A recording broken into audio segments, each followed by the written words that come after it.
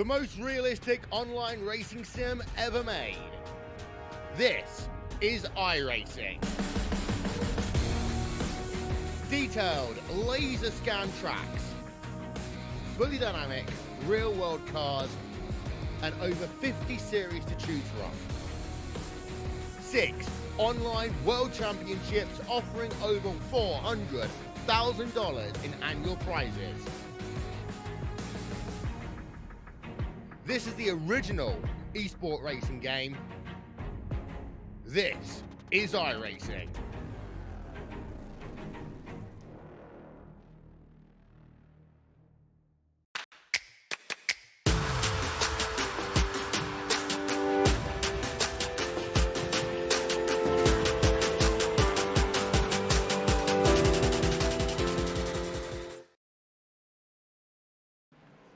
Welcome, ladies and gentlemen, here on a Tuesday night. It's the Superior Class Auto Racing, tonight presented by Mug Root Beer, and we are here from the Charlotte Motor Speedway. Usually, well, when you say the Charlotte Motor Speedway, you think of the 1.5-mile quad oval track here at Charlotte. Well, today it's going to be a little bit different. They're going to make some right-hand turns. They're here at the Roval here at Charlotte. It's a 12-turn track, 2.24 mile.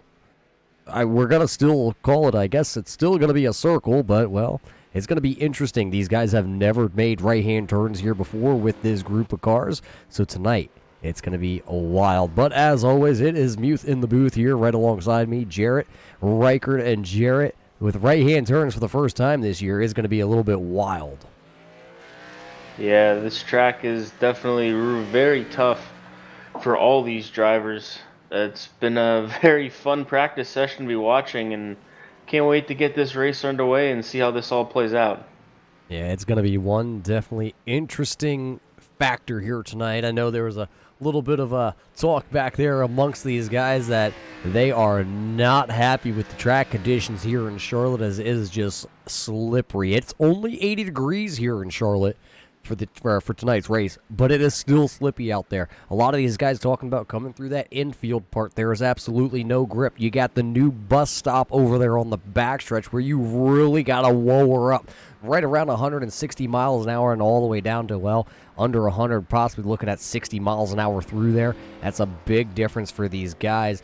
Jarrett, the question that is going to be on my mind when we talk about this being the first road course for these guys, how do you really think it's going to adapt going from 2 weeks ago, actually, we were at Richmond here to this road course? Yeah, I mean, going from any track to this Roval is going to be tough. But like you said, the short track 2 weeks ago at Richmond, and now making left and right-hand turns with elevation changes, it's really going to take a good skilled driver to tame this track tonight. And, well, a lot of skilled drivers out there. We do got to give a big shout-out here tonight. The American Stair Design Pole Award is going to go to the number 46 of Bradford. Remember, 2 weeks ago, Bradford did have a really good run going. Unfortunately, wasn't able to win. He did park her in the top 3, though, because we did hear a couple special shout-outs there. We'll get to those in maybe just a little bit. But Bradford going to lead us to green flag once we get there a little bit here tonight. The 25 of Bobby Hamilton is going to roll off second, and the 19 of Chris Mathis is going to roll off in that third position. So Bobby Hamilton comes into the night as your points leader. Shane Wood is second. Unfortunately, Jarrett, Shane Wood is not here, so he's going to drop like a rock through the point standings. Yeah, that's a shame for the 20 of Shane Wood. Going to lose a lot of points tonight. And sitting third in your points is Will Jones. David Bradford is fourth. Chris Mathis is fifth. Mark Troxel, though, is sitting there in sixth. He lost 3 positions after 2 weeks ago's race. Alan DeFries is seventh. Justin Napier is eighth. Colt Ansley is sitting there in ninth. And Brandon Puffenbarger, who's also not here in attendance, I don't believe. I do not see his name. He's going to drop like a rock outside the top 10. But that's how your point standings look here coming into the Roval. And, well, as you see, we're under a minute. We're going to play the national anthem. We'll be right back here to bring you the grid for the Superior Class Auto Racing here tonight, presented by Mug Root Beer. Oh, say, can you see by the dawn's early light what so proudly wailed at the twilight's last gleaming, whose broad stripes and bright stars through the perilous fight o'er the ramparts we watched were so gallantly streaming, and the rockets regular, the bombs bursting in air, gave proof through the night that our flag was still there. Oh, say does that star-spangled banner yet wave o'er the land of the free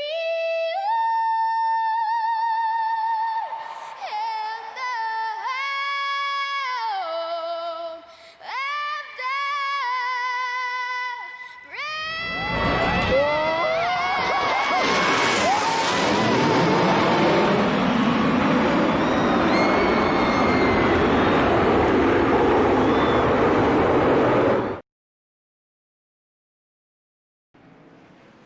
Welcome back, race fans, here to the Charlotte Motor Speedway here tonight for the Roval. You're watching the Superior Class Auto Racing presented by Mug Root Beer right here on your Turn 3 Racing Network. As you see all your drivers starting to pull away, 13 drivers are going to take here to the grid, and let's show you that quick qualifying order that these guys qualified in last week. Starting on pole here tonight, presented by the American Stair Design Company, it's going to be that 46 of David Bradford. Starting there in the second position, going to be the number 25 of Bobby Hamilton Jr.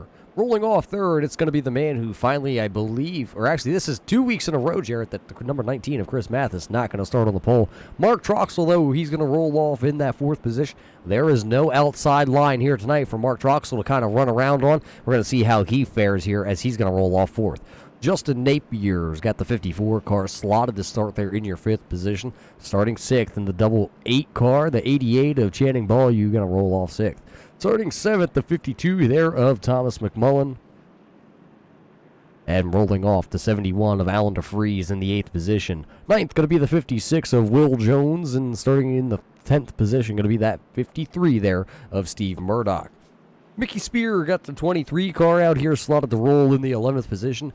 Jason Spear in the 83 going to start 12th. And starting shotgun to the field, which might not be a bad spot here tonight, Jarrett, is going to be the 86 here of Colt Ansley.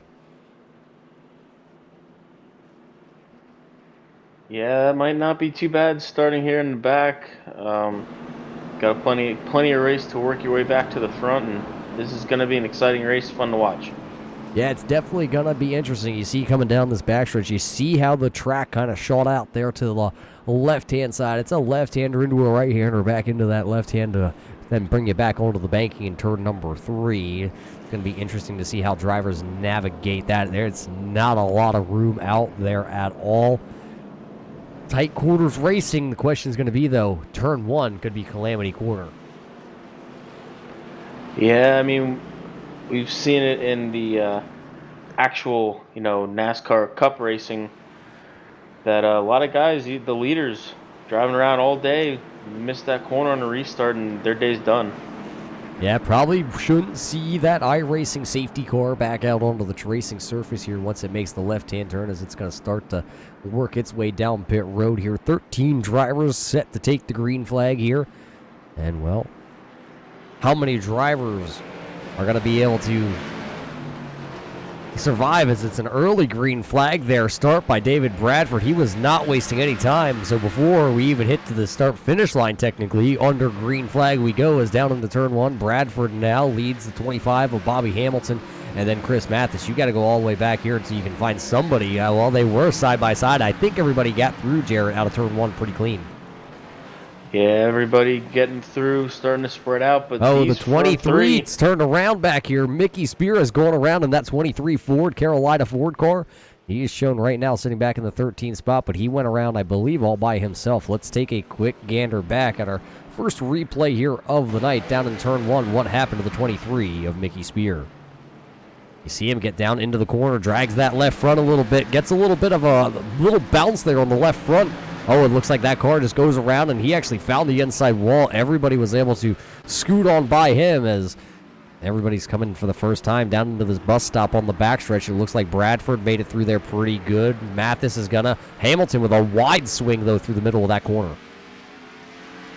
Yeah, Hamilton actually lost the spot to Mathis there on this opening lap. These front 3 cars really broke away from the field right away at the drop of the green.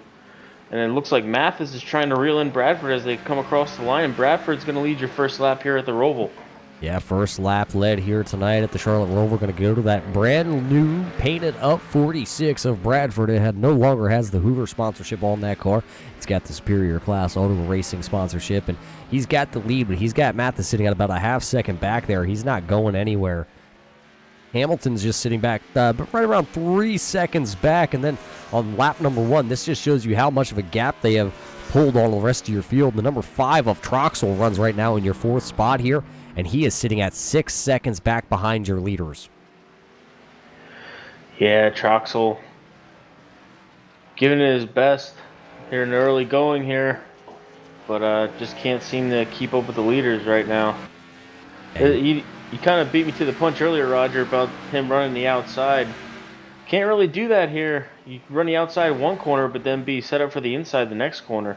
Yeah, it looks like pass on the track here, though. Will Jones going to go around the outside of Channing Beaulieu before we get down here into that bus stop, and he's going to make the pass. Channing was not happy in practice here with that 88 Amazon Echo Auto car, so he just pulled over and let Will Jones go by him. But you were just talking about, I talked about it a little bit earlier, that outside.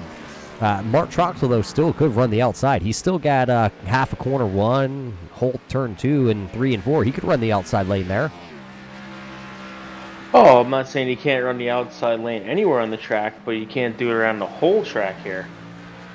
I'm sure if you right now tap that man, well, I'd say in the shoulder, but, well, you're really not going to get to him in a sim rig. But I bet if you whispered in his ear and said, I bet you can't run the outside of every corner around this 12-mile Charlotte Roval track, I think he'd call your bluff and he'd find a way to do it. Well, I don't doubt you there, Roger. Well, it's a good thing because you see all those cones down there, Jarrett, tonight. Mark Troxel just went around them. And there's a lot of cones for you to pick up if one of these drivers decide to go down there and hit those blue cones.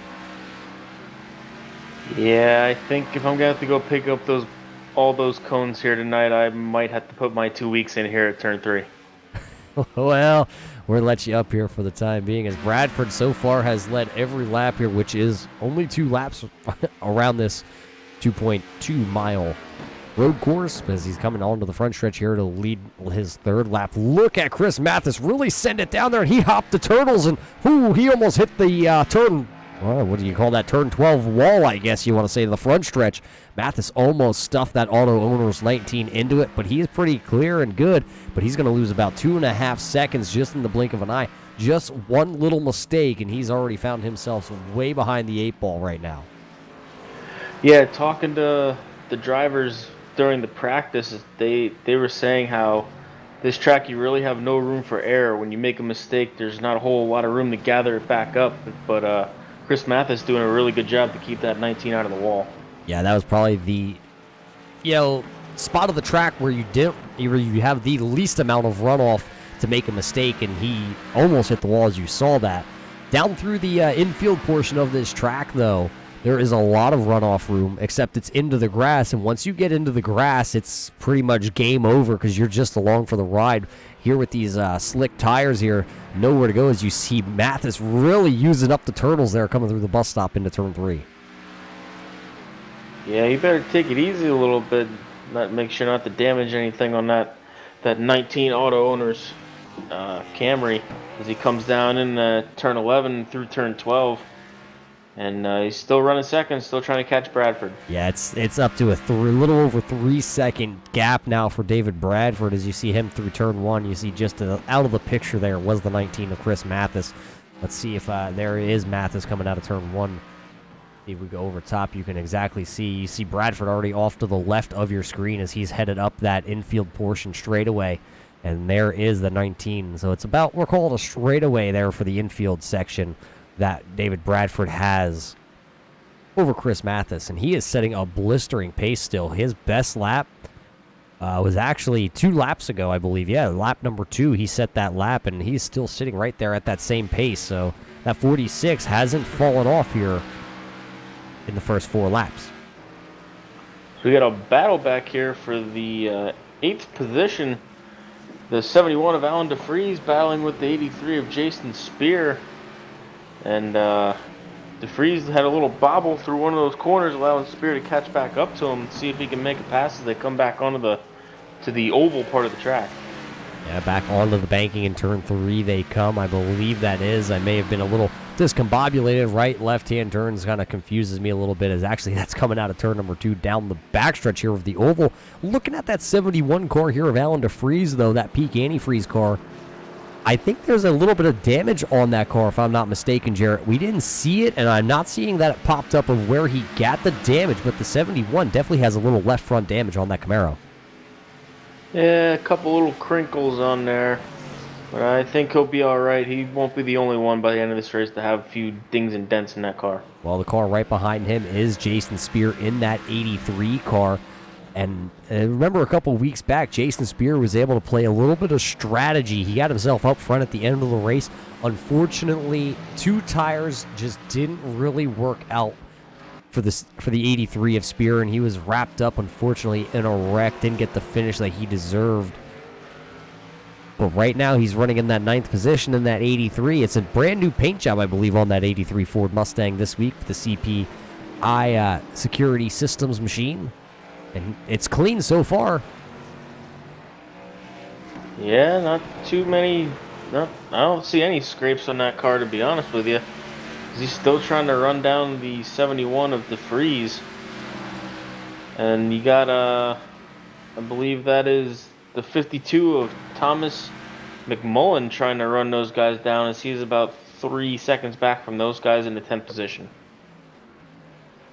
Yeah, McCullen's back here sitting in that 10th position. Right now, the gap to the leader, though, for Thomas is sitting at 34.5 seconds, almost 35 seconds now as he actually comes back onto the banking for Thomas back there in the 10th position. Sitting right behind him is that 54 car here of Justin Napier, and it looks like, I believe, he's got some new paint on that car, too. CHP Photography coming on board with him. Justin came into the night running in the 8th position in points. He has run every race so far here this season. He has a 2nd place finish all the way back at Daytona. He has a 5th place finish, I believe, at Atlanta.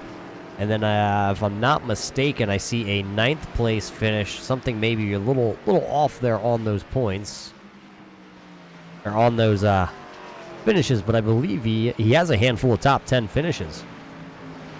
Yeah, and he just worked his way into the top 10 now, passing the 52 of Thomas McMullen as they come off into, is that turn 1 and 2 there, Roger?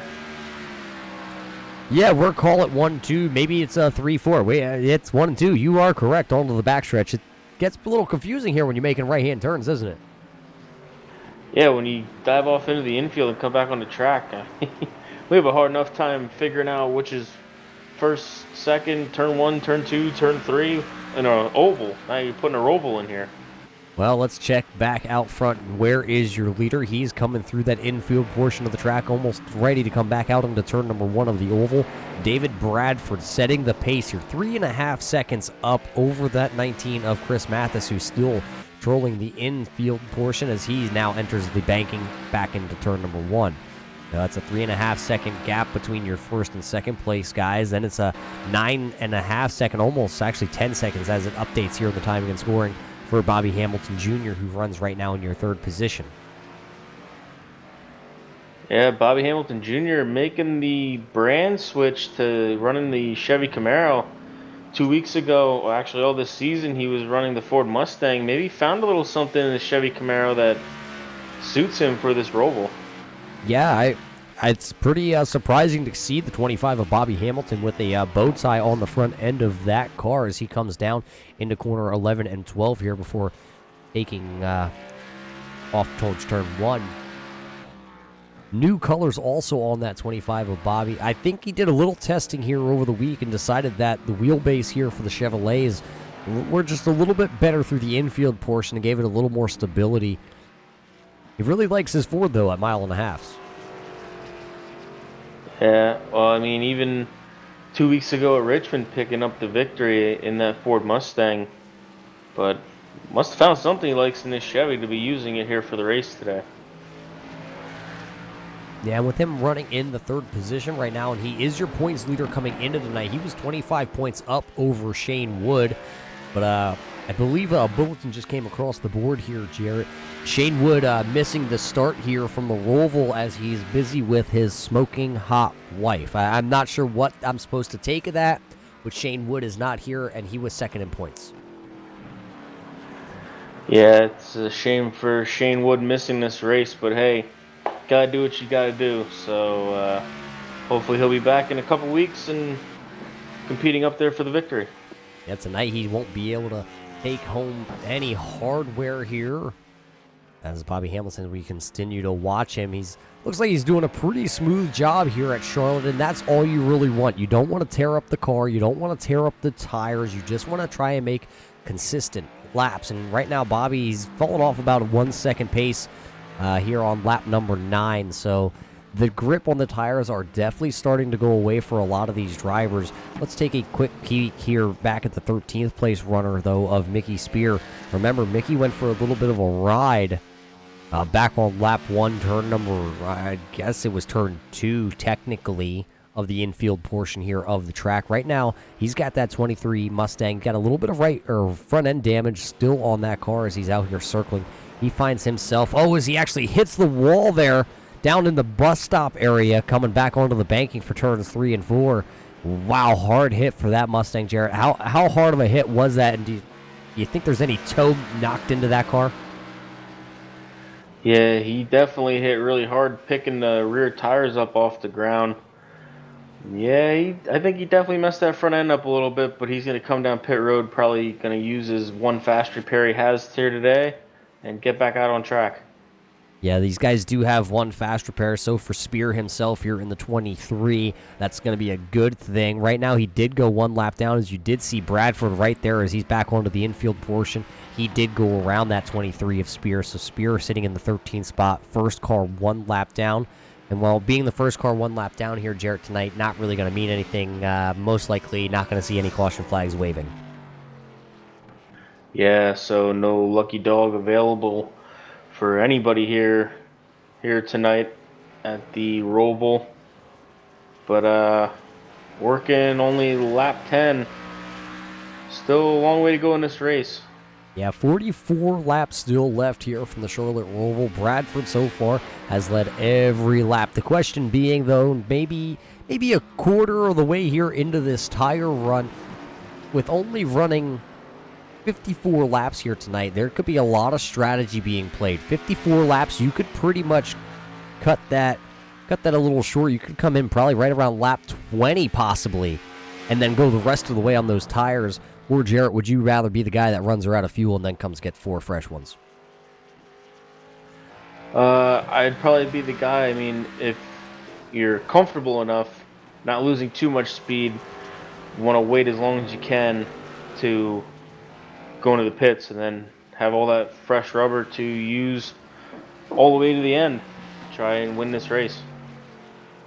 Yeah, see, I would be the guy that plays the complete opposite strategy of you. I'm the strategy guy. I like to be the first one down pit road. I like first tire strategy. Whatever you're going to do, Jarrett, I'm going to do the opposite. So that's how that's going to work out here. But Bradford's still leading the way. Let's take a quick gander back here. This is the closest to on track. Napier is sitting in the 9th position. And right in front of him is Alan DeFries. And DeFries locks her up going down into turn number 11 and 12. And that's going to close the gap even more. Here comes Napier as he's on the charge. Remember, he was outside the top 10 at one point. He was sitting in that 12th position, and he has worked his way up into the 9th spot. And now trying to figure out a way around Alan DeFries for the 8th position. And it does look like there is a little bit of damage on that 54 car on the side quarter panel on that right side. It looks to be caved in just a little bit. Yeah, he's got a little damage there. Shouldn't hurt him too much as he's all over the back. The 71 of Alan DeFries. Probably only a matter of time till he gets around him as they come back onto the oval portion, and he gets to the inside and makes the pass on DeFries as they come off of turn 2.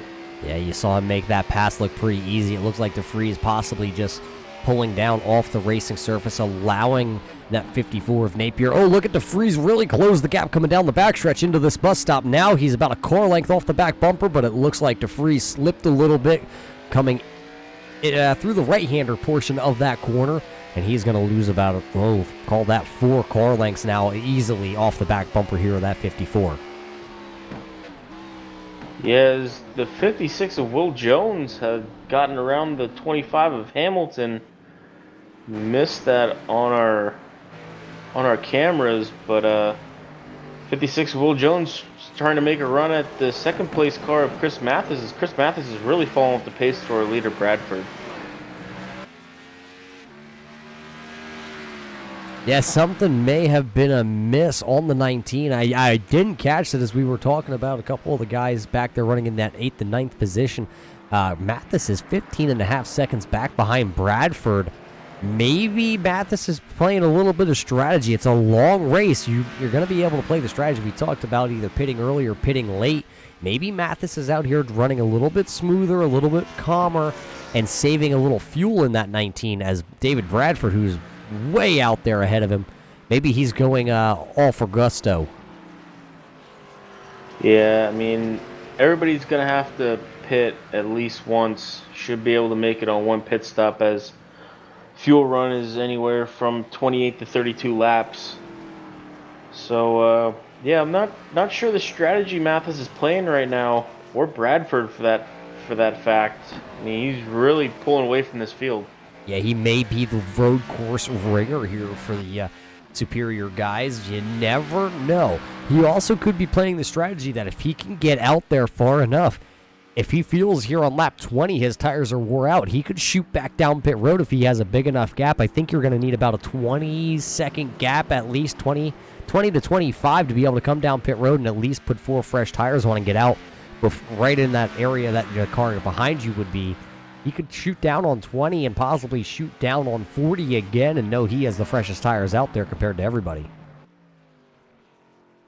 Yeah, it's going to be interesting to see how this all plays out. Love a good strategy race. Yeah, strategy.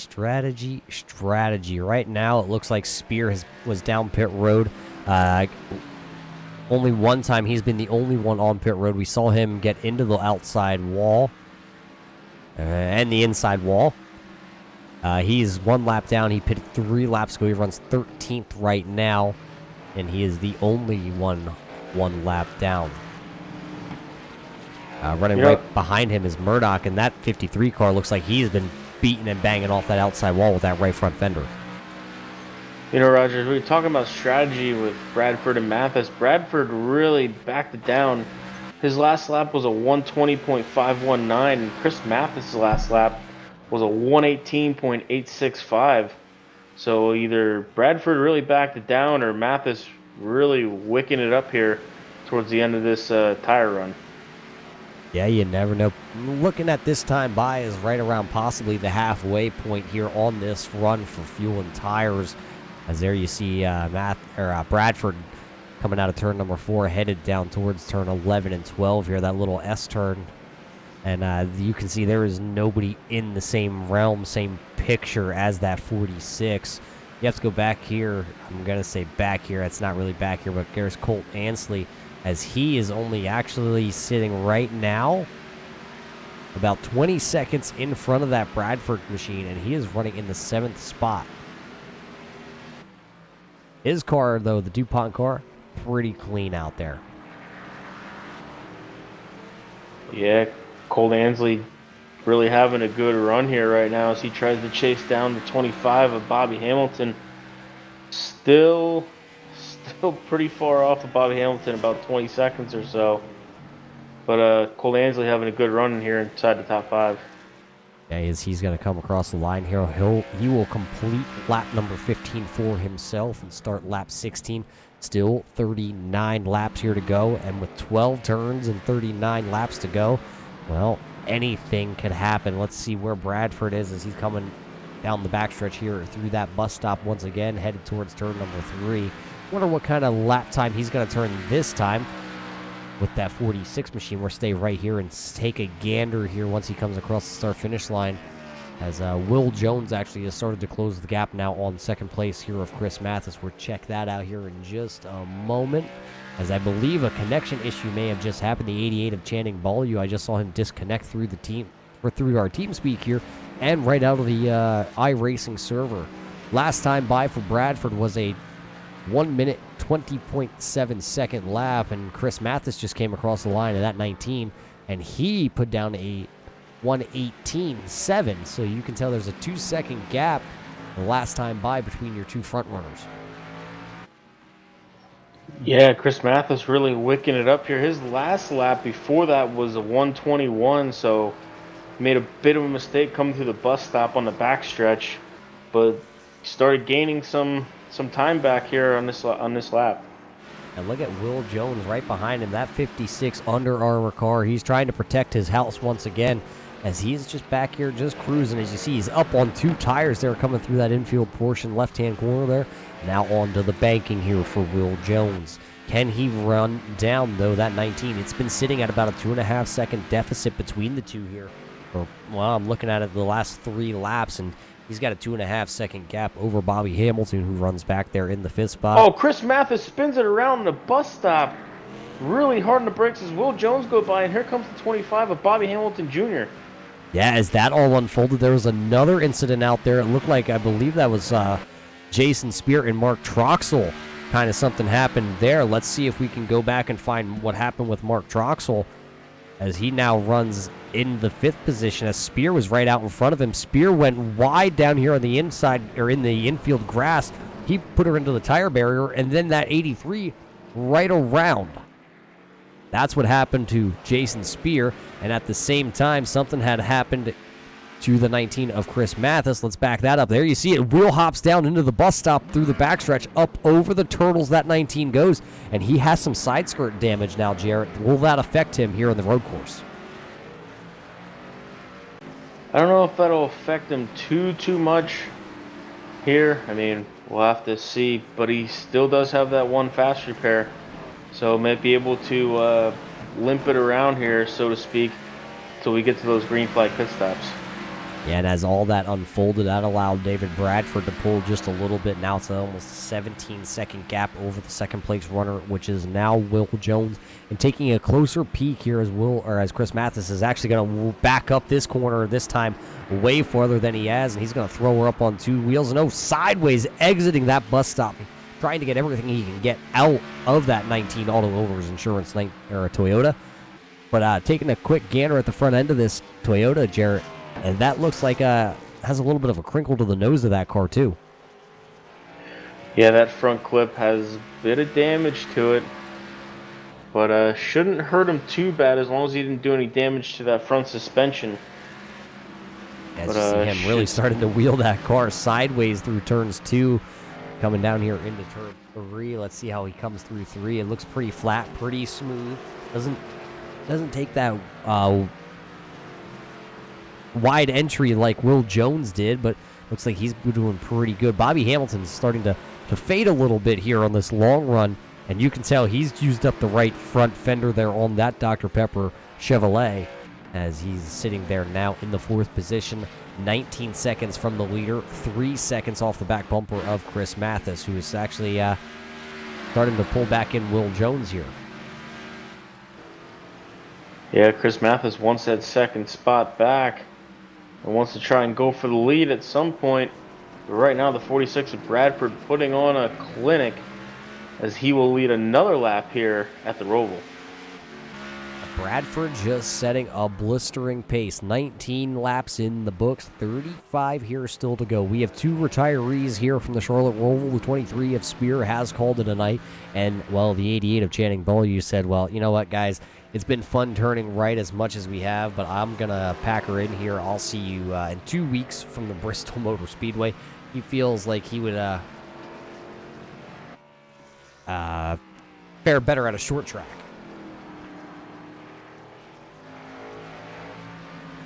Yeah, these guys will be packing up early and heading to our next track.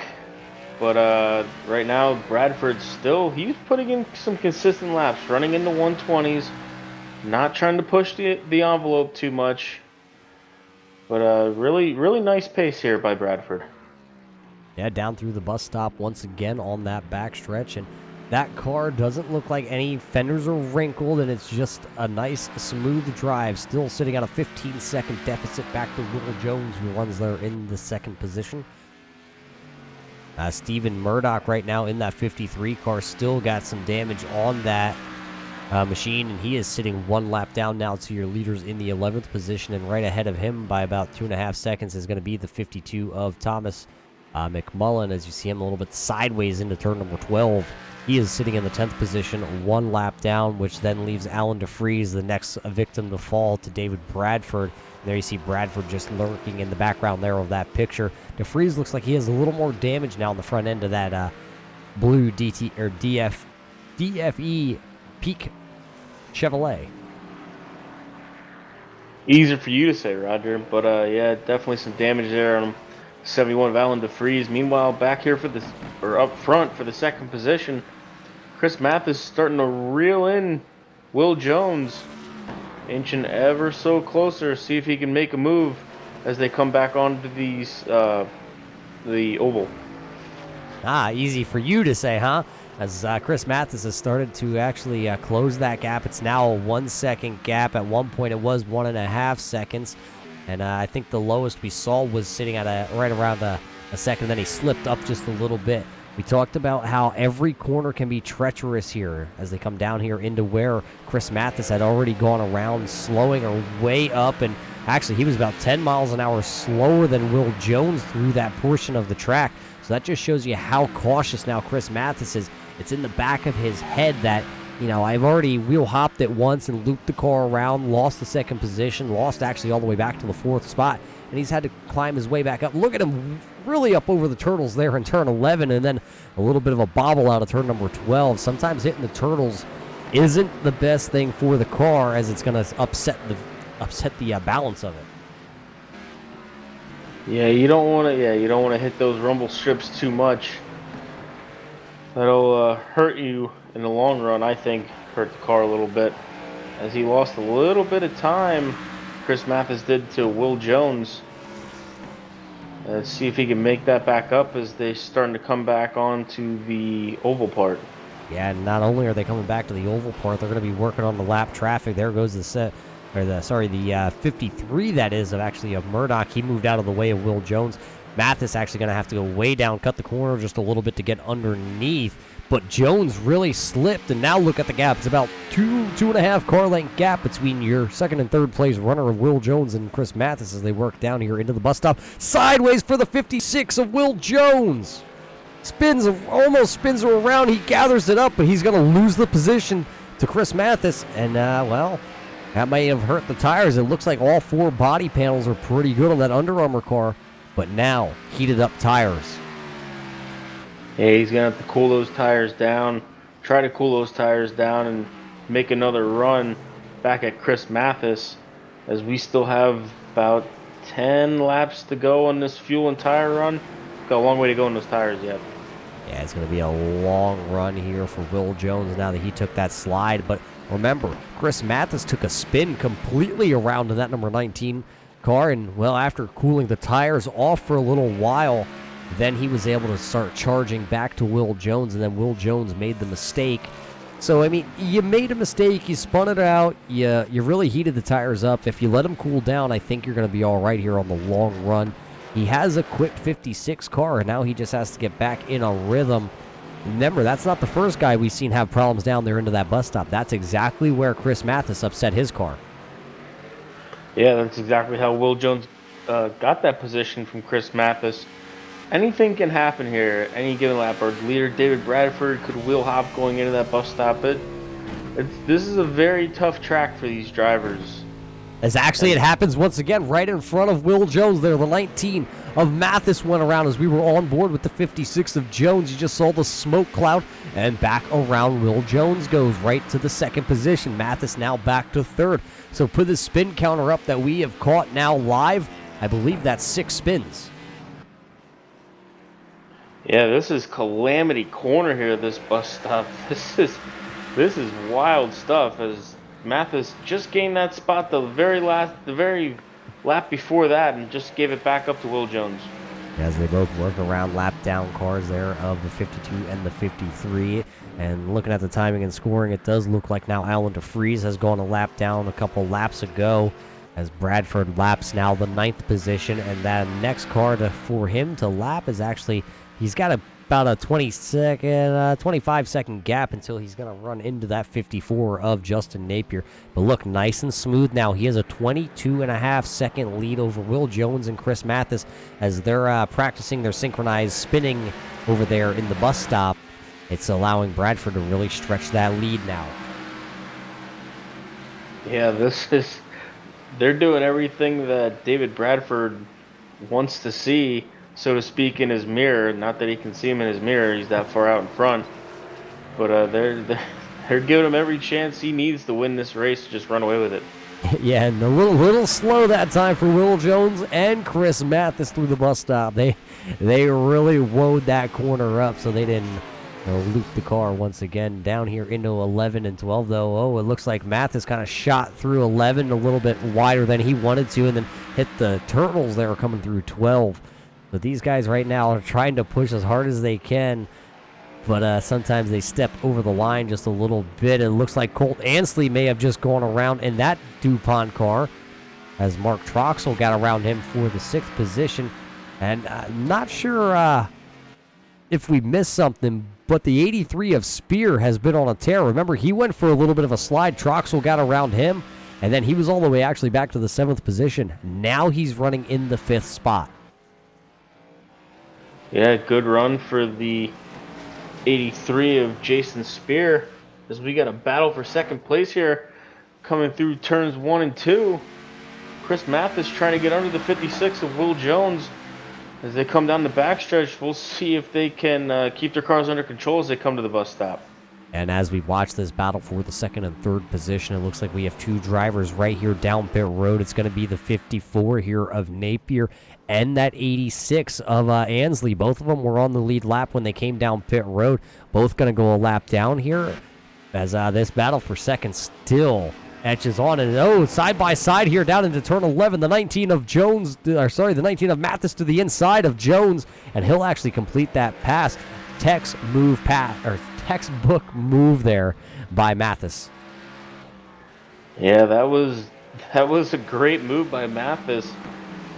I'm speechless right now. I can't believe he sent it in there and turned 11 and 12 like that, but pulled it off. Both drivers driving great through there. As now sideways a little bit there out of turn number 4 for Chris Mathis in that Auto Owners Toyota. He is now sitting at a 22-second deficit to David Bradford.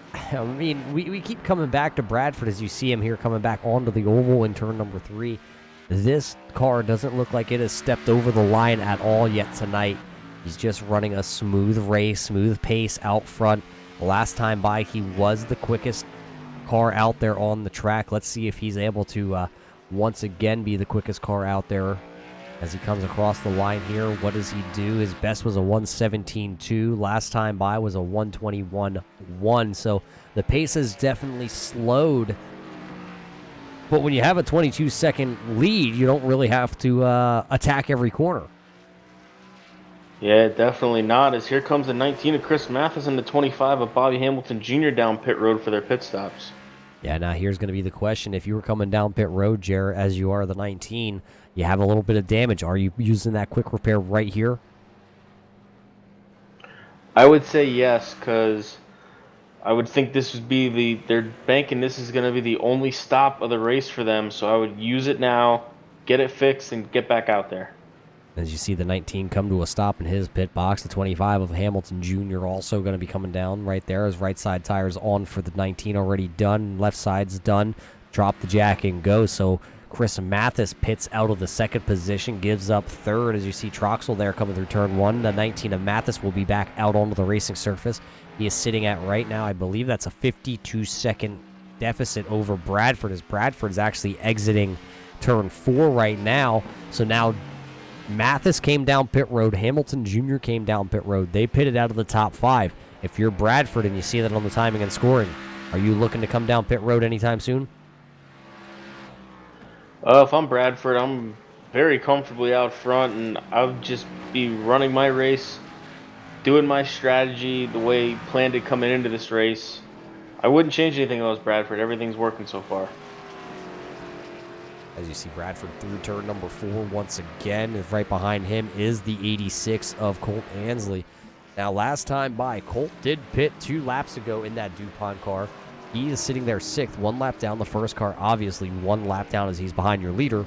Last time by for him was his fastest lap of the race at a 1 minute 18.76. David Bradford's last lap was a 1:21.26. So possibly 4 tires making that big of a difference here this late in the race. Oh, absolutely. 4 tires will make a difference here. I don't know if you're seeing this on your screen, Roger, but I'm seeing a little damage here on the 46 of Bradford. I don't know if he maybe hit those turtles a little hard or caught the wall or something, but that right front fender definitely has some damage on it. Yeah, as he comes out or through 11 and 12 here, it does look like the hood flap, I guess you want to call it, is a little bit crinkled there. I don't see too much other damage. There is a little bit of a crinkle crease there after the Goodyear logo on that right side. So he has definitely been either into the outside wall briefly or destroyed a turtle with the right side of that car.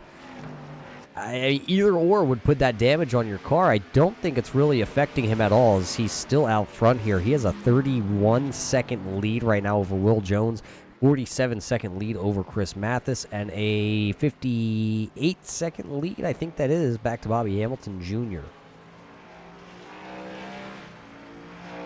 Yeah, David Bradford still putting in a really good pace. But these guys are going to start to catch him on these 4 fresh tires a little bit. I shouldn't say catch him, but dig into that lead just a little bit as Chris Mathis runs a 118, almost into the 117s that lap. Yeah, and also down pit road is Will Jones, so we are waiting on only 2 drivers to bring him down pit road, and that'd be the 46 of Bradford, who has a 45-second lead. Mathis is definitely 4 seconds a lap faster, as he's a little sideways there on the 19, trying to use those tires as fast as he can to try and chew into that lead that Bradford has. But actually, Bradford down pit road here this time by. So now on lap 30, the 46 of Bradford going to come down, and he'll have to go only 25 laps on this set of tires. Yeah, so while the 19 of Chris Mathis is out there using up his tires to try and catch Bradford, Bradford's going to come back out there with 4 fresh tires and be able to start running quicker times than Mathis is running right now. As you see Mathis coming through turn 3, going to be exiting turn 4 here in just a second of the oval portion of the track, down into 11 here on the road course into 12, as your leader of Bradford's already has his stop completed, and he is getting back up to speed here as he's through turns 3. Here is turn 4, actually, and he still has about a 12-second gap and 3 lap fresher tires than Mathis. You expecting him to drive away here, or is Mathis really that fast compared to the 46 of Bradford now that he has 4 fresh tires? Well, we'll see in a couple laps to be sure. I'd say about 5 laps you'll know if Mathis is actually faster than Bradford or just had those 4 fresh tires helping him along. But I think I think he's going to pull this out here. Yeah, he has led every single lap here. 29 laps are in the books as he's going to be completing lap 30 this time by, and he still has a, 12-second gap. After green flag pit stops here at the Charlotte Roval, it is Bradford still out front over that man right there of Chris Mathis. Mathis is sitting now 12 and a half seconds back in the second position. Bobby Hamilton Jr. is out there in the 25 running in the third position. He is 22 seconds back. Sitting 27 seconds back, that's going to be Will Jones in that 56 car. He is fourth. And fifth position going to be the 86 of Colt Ansley. He is sitting 47, call it 48 seconds behind your leader right now. Remember, he got his lap back from David Bradford right before Bradford came down pit road. So Ansley having a pretty solid, smooth race, running in that fifth position.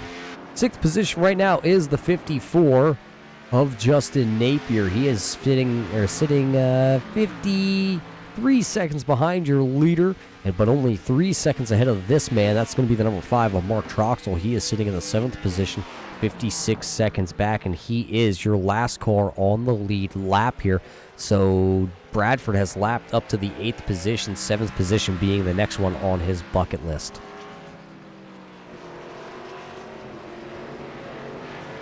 As Bradford comes through turns 3 and 4 of the oval part, as he comes down turn 11 and 12, he's going to lead another lap here.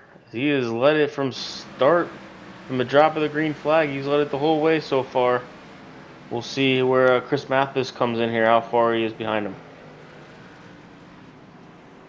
23 laps left here as you see the 46 coming up on the 52 of Thomas McMullen once again. Right now, Thomas is shown as 1 lap down, running in the 10th position.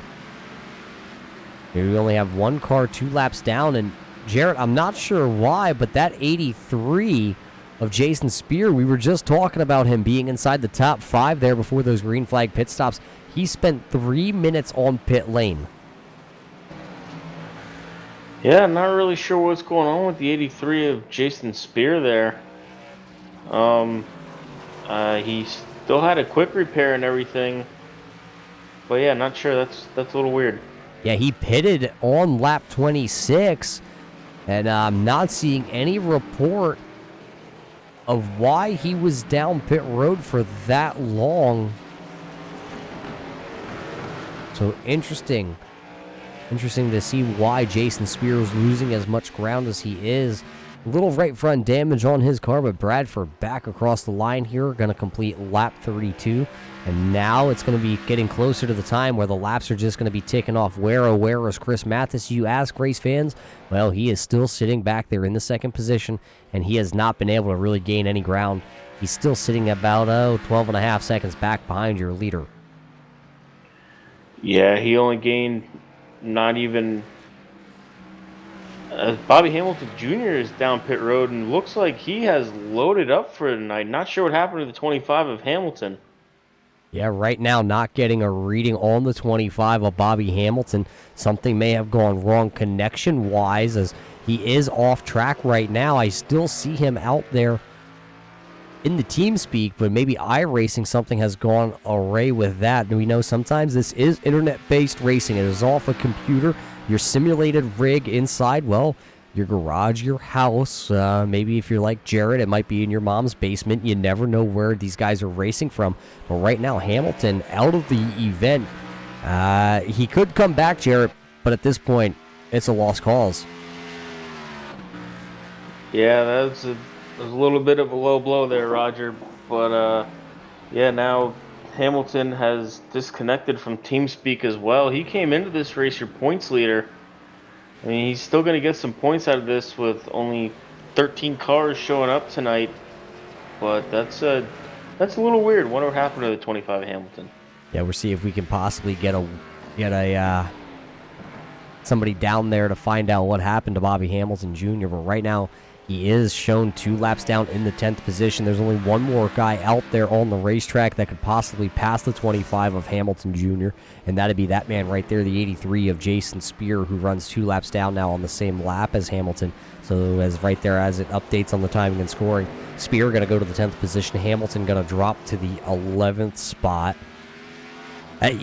You said it yourself, Jared. He came in as your points leader, 25 points up here. I don't have that pulled up at the moment. It is a 25-point lead that he came into, and Shane Wood was the man in second. Well, Wood's not here, so that'll leave it up to Will Jones and David Bradford and Chris Mathis, because they are the next 3 in line in the point standings, and they are here, and Bradford's out front.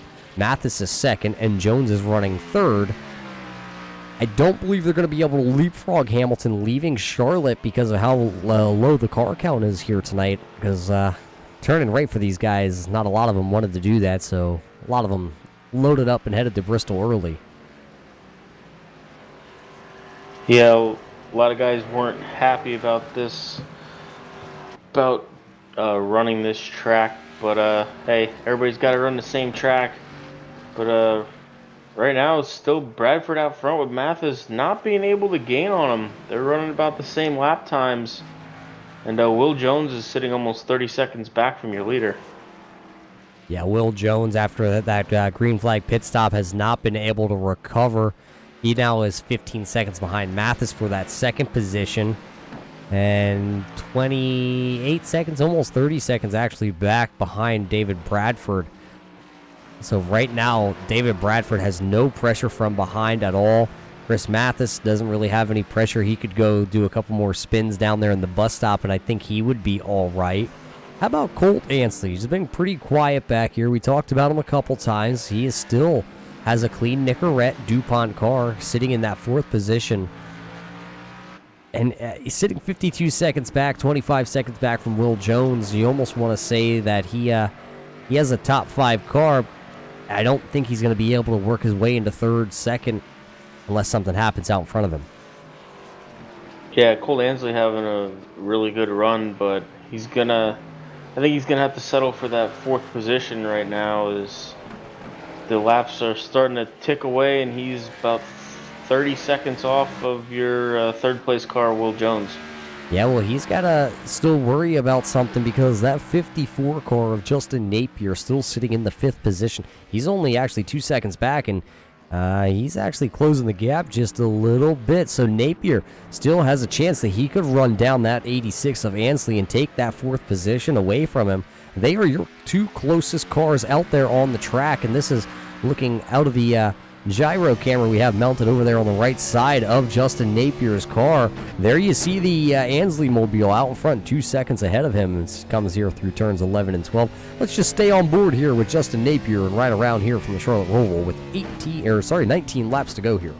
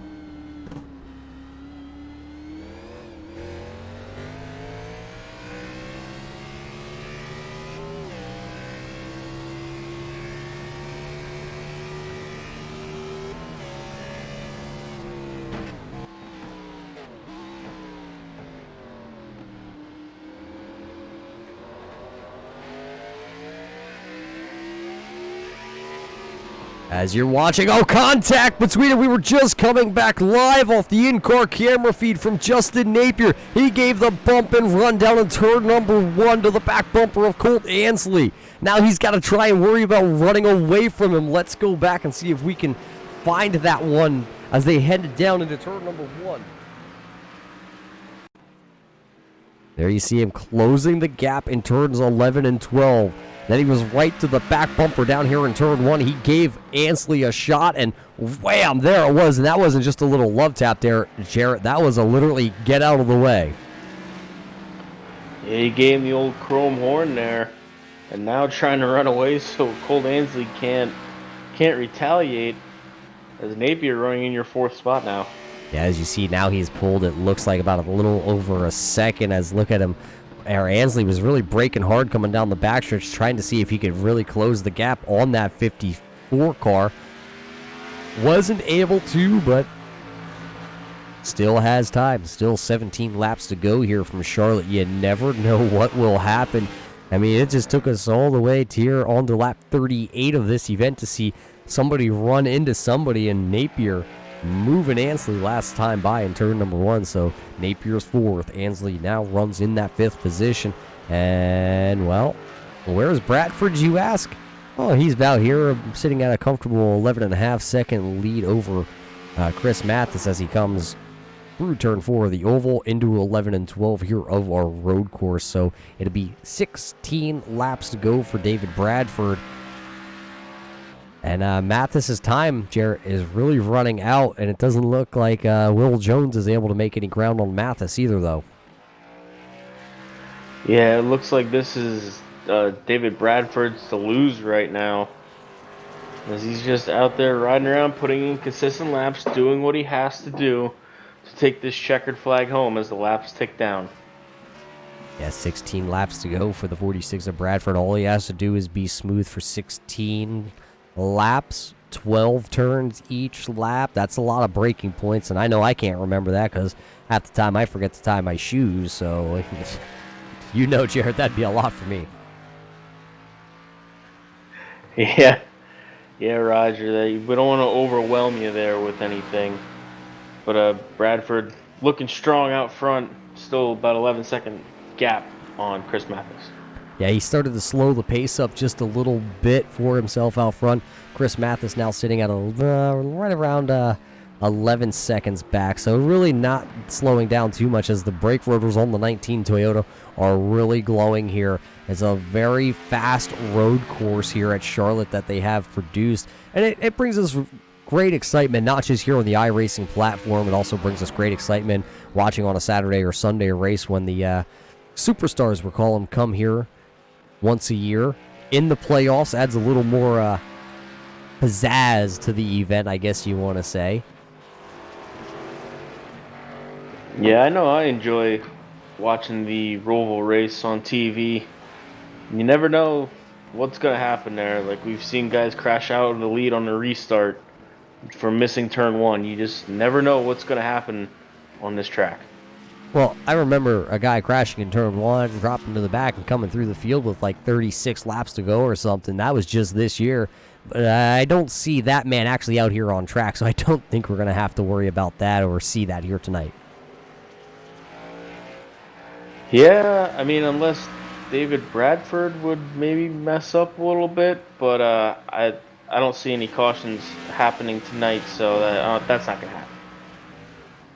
Well, with 15 laps to go, it's Bradford out front. Mathis is still running there in the 2nd position. Will Jones is 3rd.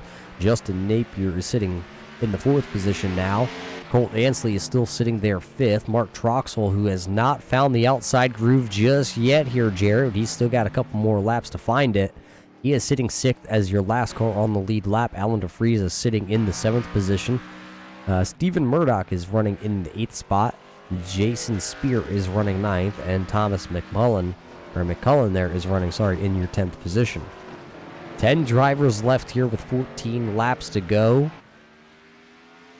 And Bradford, last time by, was actually not the fastest driver out there on track. The fastest one has to be the 56 here, Will Jones, except it might be just a little too late. He would have to close at this rate to run down Chris Mathis. He would have to close a second a lap to get to the 2nd place position, or to get to the back bumper of the 19 of Mathis just to have a chance. Well, we have seen Chris Mathis and Will Jones both lose it a few times in the bus stop here as our leader David Bradford comes through it, but it's not out of the realm of possibility that they could lose control of their cars again coming through there. We'll just have to wait and see.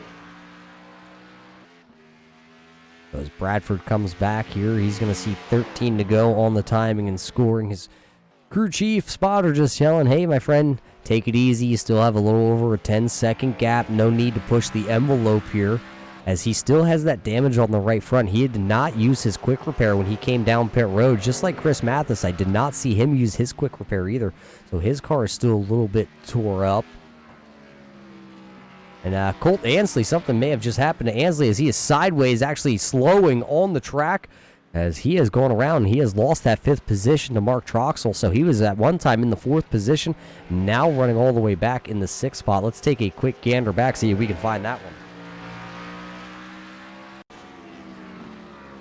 As Colt Ansley, it just looks like, oh, he's already sideways there at that shot, as he didn't hit anything, but he was just sideways in the car and went out from underneath him as he was able to turn her back around. Let's back her up and see, as let's go from this camera angle there. You see the rear end of that 86 car just come out from underneath him, and around he went. Doesn't hit anything, Jarrett, so he'll just lose 1 position. Maybe a little bit of pride hurt on that one, but otherwise he's all good. Yeah, tough break for the 86 of Colt Ansley. Had a good run going inside the top 5. Now just falls just outside of it in the 6th position.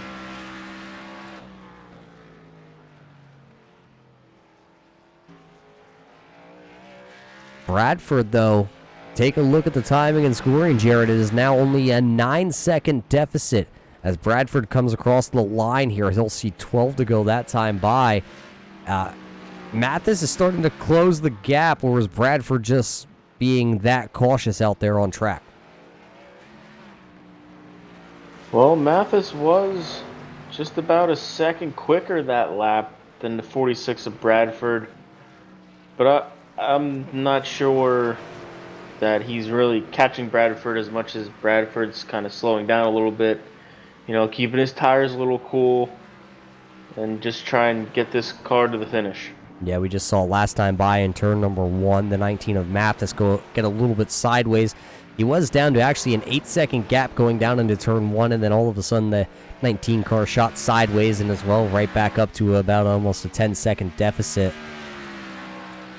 So little mistakes like that could really start to mount. If you make one here in turn 1, you make another one in turn 11, really starts to add up a second here in the second there. Well, that's 2 seconds down that you had now lost, that you really started to, or that you really had to work for to close it up. And in the closing laps here, Bradford just needs to be mistake-free. You'll see 11 laps to go now at the line. Yeah, laps starting to click down here. Mathis still trying to run down the 46 of Bradford as the gap has gone up to almost 10 seconds now as Mathis comes into turn 1. Yeah, Mathis is into turn 1, and David Bradford's already out of turn number 4, so it shows you the gap distance there. We can't even pull the blimp camera up high enough to actually see the difference there. You see a good shot as Mathis is coming down the straightaway part of this road course, and there is no car out in front of him at all. You saw nobody out there. It's like driving on a back road. We're here at a confined space here. It's only 2.2 miles as you see the 19 and get loose once again there coming through turn 6, and now back onto the oval he is. But it's a 2.2 mile track. You'd think you would see somebody out there, and there just was nobody in that camera shot. And now at the deficit, as we still continue to watch it, is a 9.2 second deficit. Yeah, so Mathis cutting into that lead just a little bit, getting back what he had lost on that previous lap. As you see a little wiggle as he comes out of the bus stop and comes down in turn 3.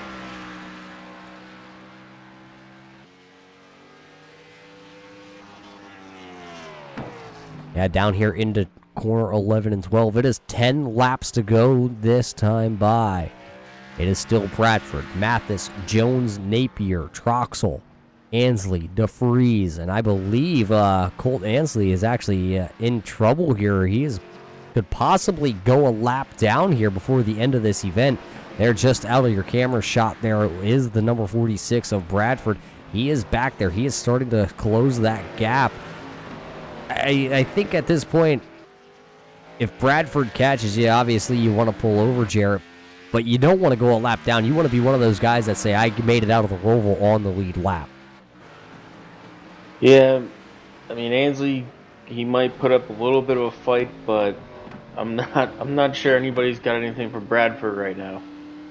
You see Ansley working through that bus stop there. You see the 46 of Bradford. He's coming through the bus stop. Last time by, Bradford over Ansley was looking at about 3-second difference in speeds as Ansley coming here down into turn 11 and 12.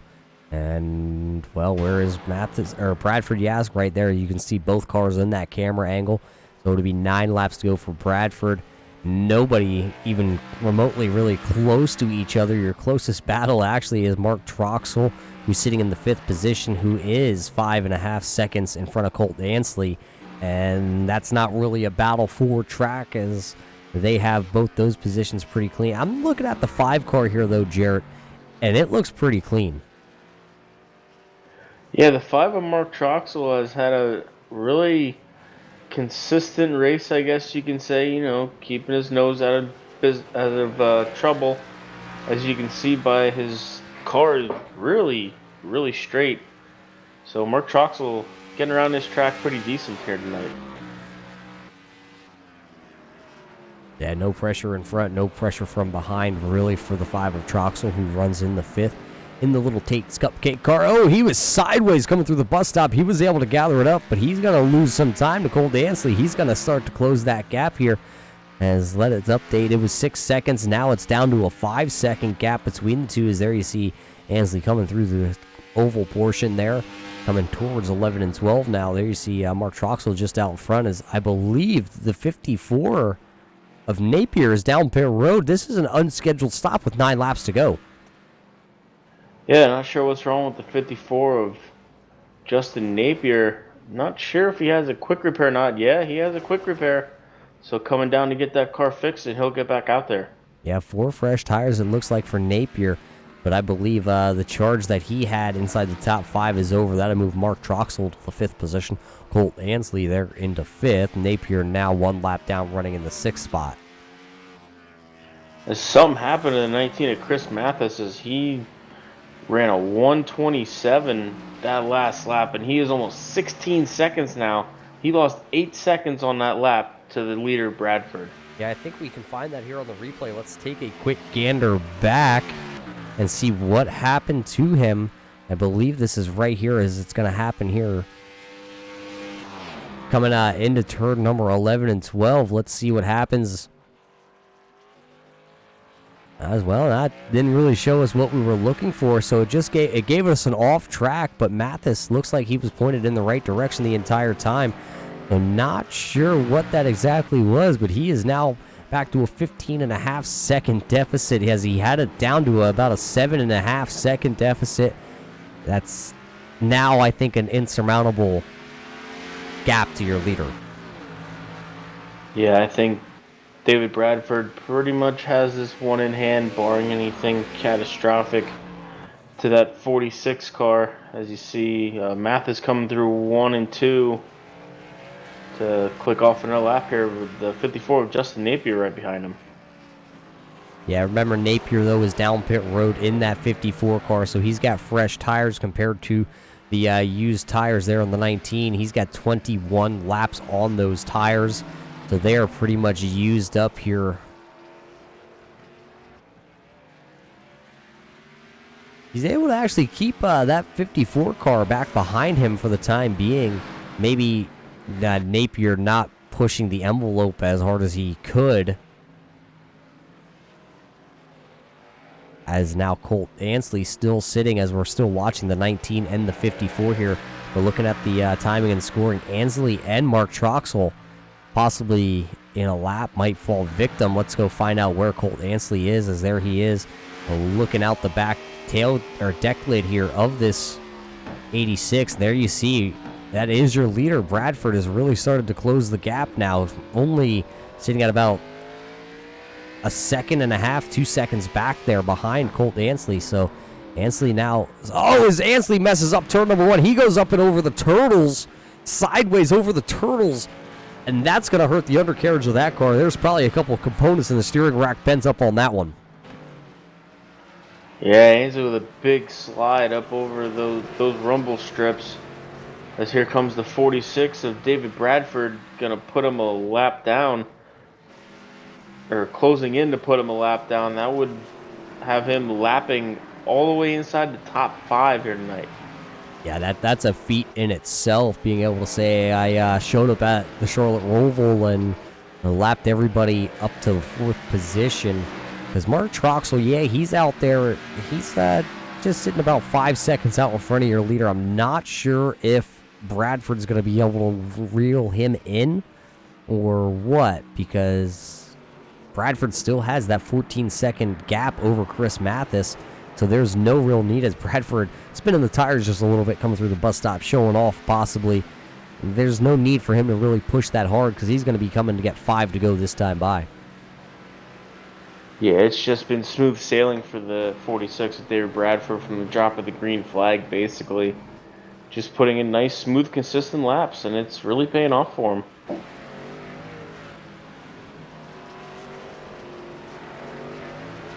Yeah, so 5 laps to go.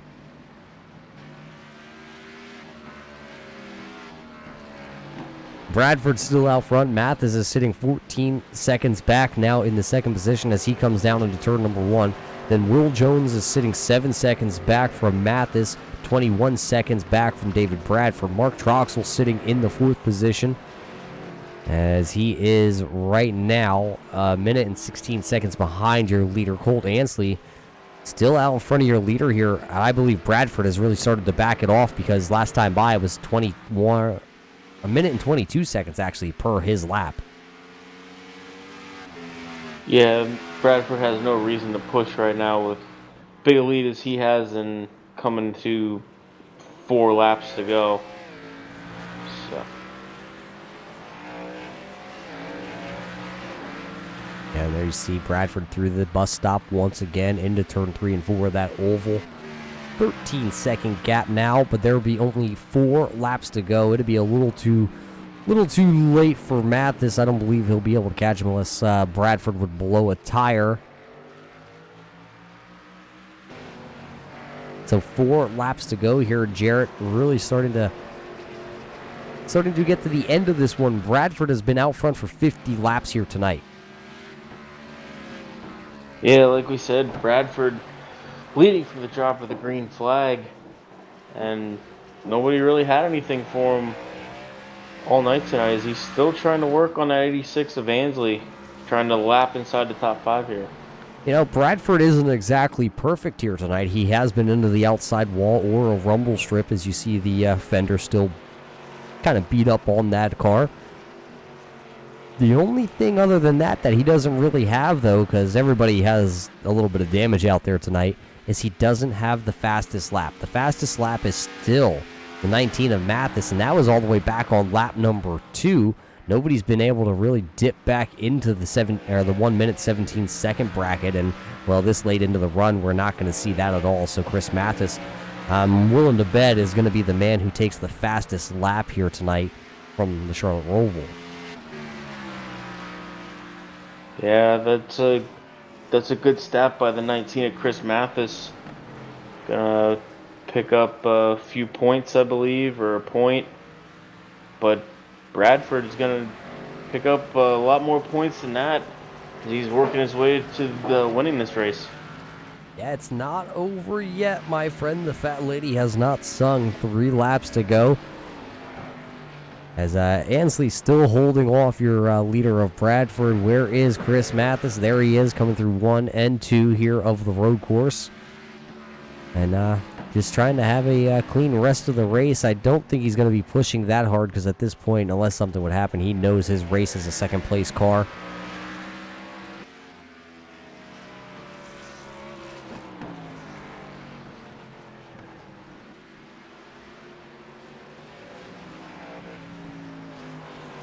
Check back here with Ansley as he's still holding on to that 5th position. Still holding the leader at bay for now. Down into the bus stop once again. There you see Bradford back there hitting the curbs. Ansley's bouncing him off the curbs just a little bit. back onto the banking here in turn 3.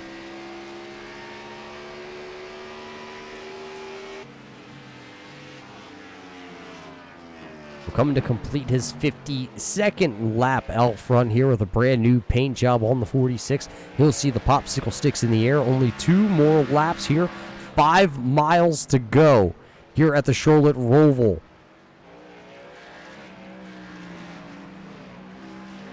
Yeah, the 46 of Bradford, like you said, only, well, now a little under 5 miles to go. Hasn't been quite perfect, as you can see by his car, but has been very, very good tonight, leading all the laps up to now. And I expect nothing different as we got a lap and a half to go.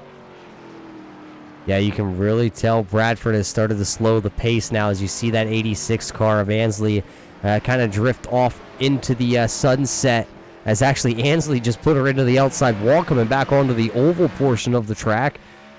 But I don't believe that's really going to hamper his performance. David Bradford just kind of out there on a celebratory final 2 laps here tonight.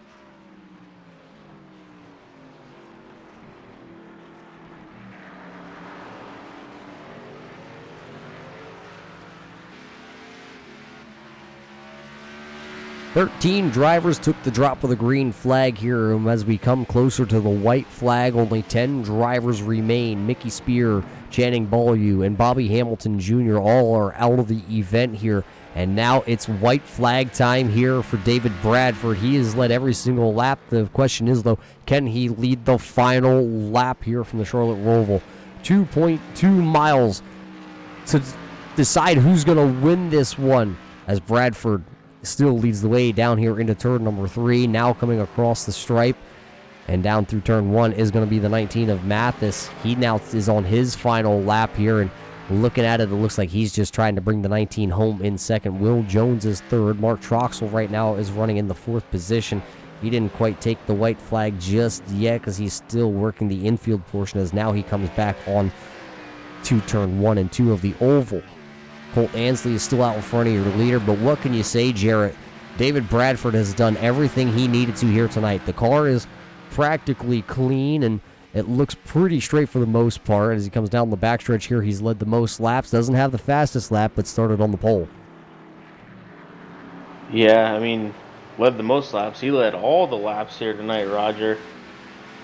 But yeah, I mean, there's nothing more you could want if you're David Bradford. Led from the drop of the green, taking home the checkered as he comes through corners 11 and 12, and David Bradford picking up the victory here at the Roval. Bradford's going to get his first win of the year here with the Superior Class Auto Racing Group, so he'll park the 46 in victory lane here, as he's led every single lap from the drop of the green here to the checkered flag. He wins the event here, and slowly creeping across the line is going to be the 19 of Chris Mathis. Will Jones comes home third. Mark Troxel is fourth. Colt Ansley is going to, when he gets back around here, will be credited with the 5th place finish. Justin Napier going to finish in the 6th spot. Alan DeFries is 7th. Jason Spear is 8th. And Stephen Murdoch's going to come home 9th. Thomas McCullen's going to come home there in the 10th position. Bobby Hamilton Jr. will be credited with an 11th place finish. Channing Beaulieu going to come home in the 12th spot, and Mickey Spear going to come home in the 13th spot. So as these guys finish up their celebratory lap here, we're going to step away, and we're going to get see if we can get a word in with a couple of these guys here after the Charlotte Roval.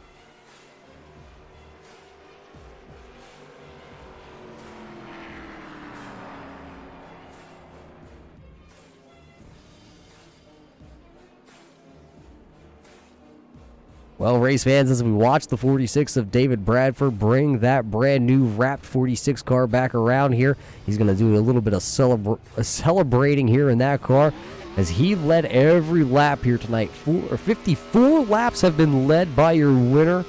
So congratulations to David Bradford. We'll get to talk to him in just a moment. Jarrett, though, I think you caught up with the man who finishes in the 3rd position.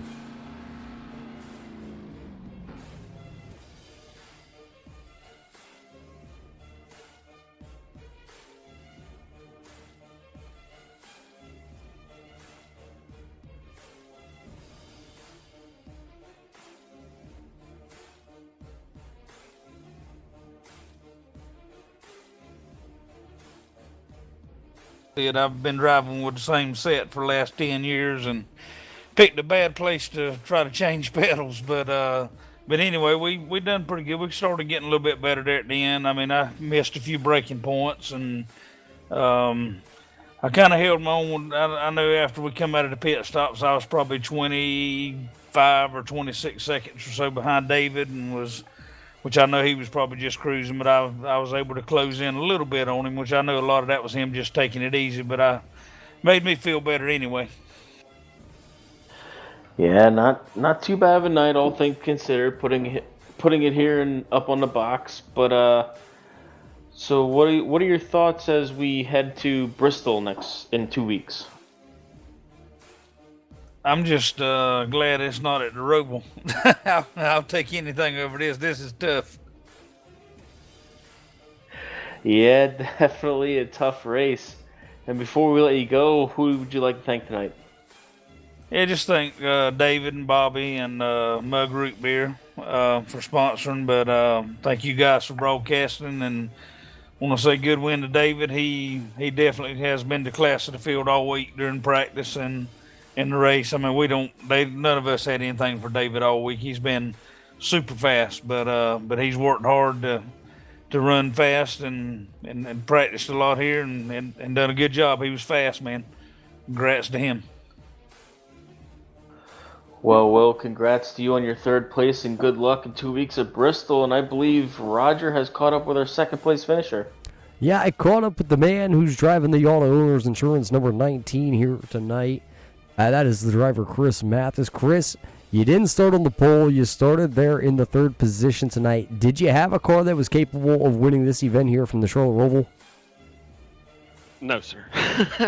I think I tried to jump every berm barrier or anything around here. I didn't have anything. I can't road race to save my life. It was hard. Well, I mean, at least you're pretty honest about it. You had nothing for the 46 here tonight of Bradford. But you know what you did have tonight? You had a couple spins down there in the bus stop. Tell us how tricky it was to get through that portion of the track. Man, why you got to talk about that now? Well, we're not just going to talk about it right now. All the fans that tuned in here tonight definitely saw it happen twice live. Oh, well, at least you only seen 2 of them then. I'm doing good.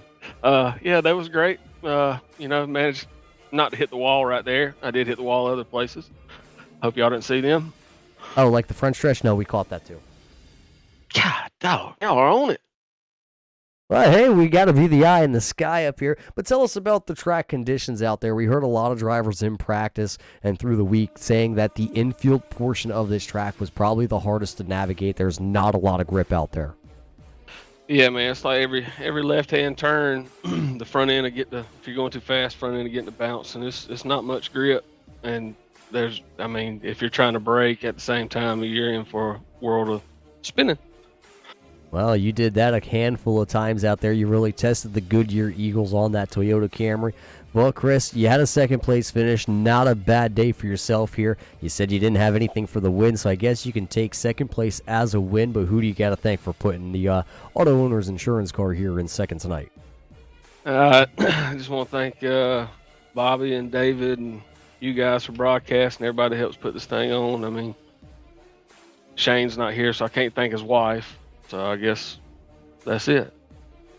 Well, there you heard it from Chris Mathis. Jarrett didn't have the car to win here tonight and didn't have Shane's smoking hot wife either to support him.